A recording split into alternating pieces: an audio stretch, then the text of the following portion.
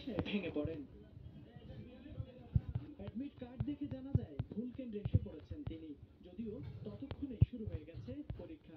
ঠিক তখনই মেয়েটির সহায়তায় এগিয়ে আসেন কেন্দ্রের নিরাপত্তা ইনচার্জ রমনা মডেল থানার উপপরিদর্শক আব্দুল আউয়াল। পরীক্ষার্থী মেয়েটি যখন ভুল করে সিদ্ধেশ্বরী গার্লস কলেজে এসে পৌঁছান, তখন বেশ ভেঙে পড়ছিলেন। সেই সময় তার সহযোগিতায় এগিয়ে আসেন পুলিশ সদস্য আব্দুল আউয়াল।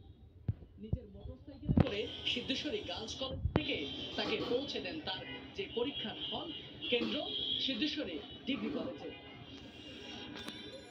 10টা 18 বাজে, তখন এটা আসে ক্লান্ত, দিশা হারাতে আমি পরীক্ষা দিতে পারবো না।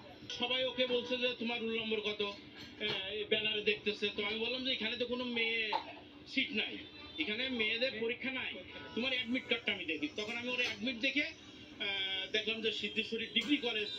অন্য কোনো বাহনে যেতে যানজটে কেন্দ্রে পৌঁছাতে বিলম্ব হয়ে যাবে, কারণ তখন পরীক্ষার প্রায় 20 মিনিট পেরিয়ে গেছে। সিদ্ধেশ্বরী গার্লস কলেজের সামনে থেকে তাই নিজের মোটরসাইকেলে আউয়াল সিদ্ধেশ্বরী ডিগ্রি কলেজ কেন্দ্রে পৌঁছে দেন শিক্ষার্থী সুমাইয়াকে।